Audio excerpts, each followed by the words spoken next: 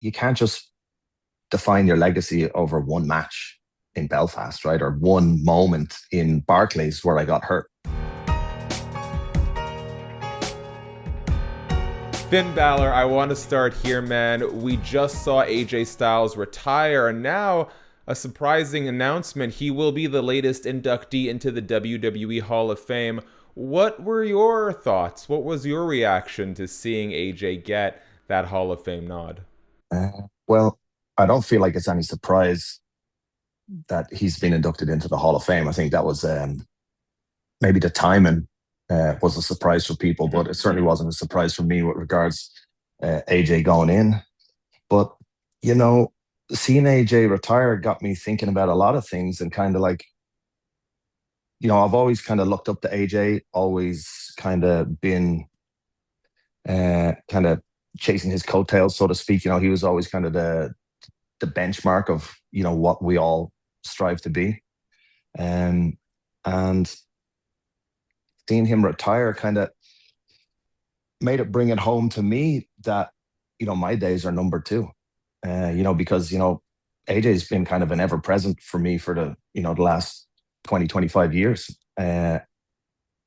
So it kind of got me thinking about my story in the business and what I need to do.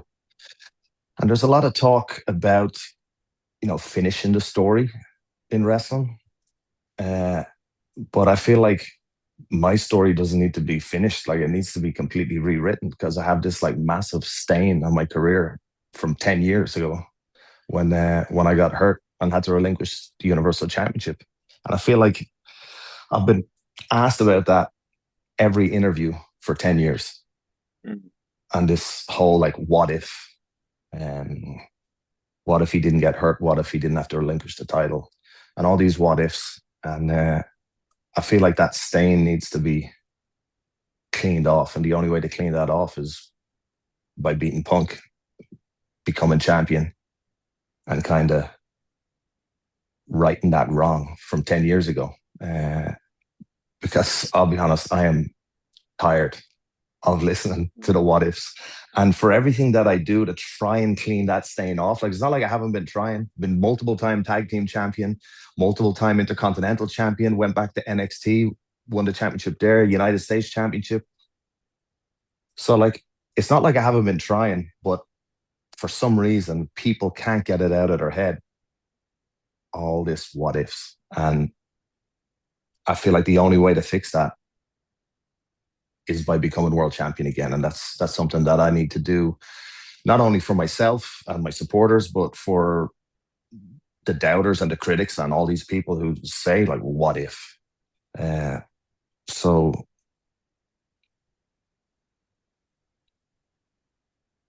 AJ retiring kind of brought it to the forefront of my kind of what would you say, like, forefront of my like thoughts, that like, hey, the clock's ticking and I need to fix this quick, or I'm going to be retiring with that stain, and I don't want to retire with that stain. Finn, I know this came together a little last minute, so I appreciate your introspection because you're making my job easy. Now, looking ahead, I see this impression sometimes from a certain segment of the online fan base, and it feels like they're saying, if you don't win world titles, if you aren't a regular main event fixture, then your career hasn't amounted to much. And I don't think that could be further from the truth. They were saying this about Shinsuke Nakamura, where they're asking like, is his WWE run a flop? And I don't see it that way. I see a guy who's had big matches in the WWE, who's on television, who's making good money, who gets to surf, which I know he loves. Like, for all intents and purposes, it seems like he's happy with how things are going. And so it got me thinking about you. You mention winning all of these different championships, and yet people still sort of cling on to the what if of the universal title reign. Now that you're suddenly thrust back into this world title picture, has it spurred any new feelings, or maybe have you reflecting on what the last 10 years in the WWE have been like and where things are headed now? First things first, the question you asked about, am I happy with my career? Um, I would have been happy having just one match. That was my goal. When I started training was to have one wrestling match. And everything after that was a bonus. The idea of coming to WWE was the most far-fetched idea on earth from a kid in a small town in Ireland where there was no wrestling schools. Right? It wasn't like there was no industry, there was no schools, there was nothing. So the idea of working for WWE was so far fetched. I just wanted to have one match. Obviously, fast forward 16 years, everyone knows what I've done. I signed with WWE. I come in like a house on fire, have a good run in NXT, beat Roman my first night, win the championship, and then all the what ifs happen. I feel like I'm probably unfairly judged by critics, but not by my peers. And that's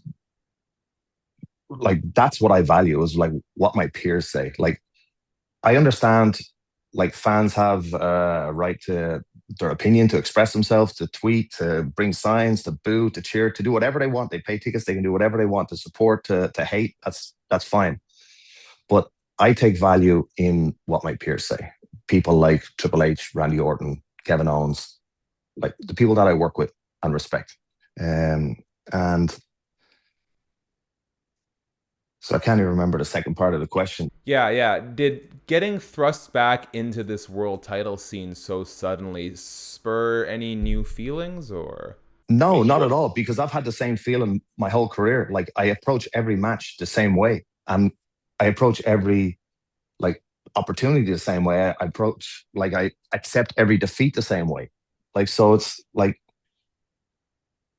a career is based over, like, you can't just define your legacy over one match in Belfast, right? Or one moment in Barclays where I got hurt. It's based over an entire 25-year career at this point. And it's a body of work that, like, I'm trying to present. And, like, if you look at my body of work, I think it's pretty accomplished. Like, I don't think many people I'm sure I haven't won the world title in 10 years. Has anyone won the best of the Super Juniors in their career? Has anyone, like, dominated in Japan, like, been successful in Mexico, been successful in Europe, and been successful in WWE for 10 years, like, continuously reinventing himself? So I try and not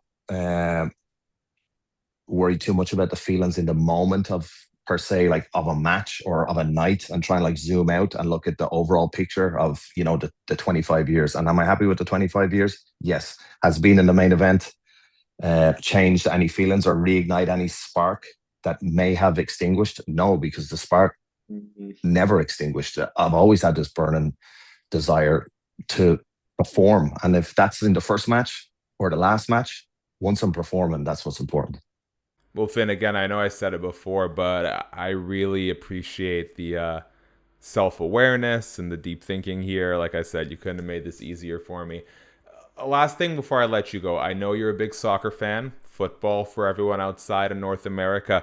And so while I am a novice here, just for CBS Sports, I've put together a bit of a soccer gauntlet, Royal Rumble, King of the Hill sort of thing. So I've got 10 legendary attackers. I'm going to give you 2 of them. You pick which one should stay, and we'll see who survives the gauntlet, okay? First up, we have Thierry Henry versus Ronaldinho. It hurts me to say, because Thierry Henry knocked Ireland out of the World Cup, but I'm going to say Thierry Henry. Okay, next we have Thierry Henry and Zidane. I'm still going to go with Thierry Henry.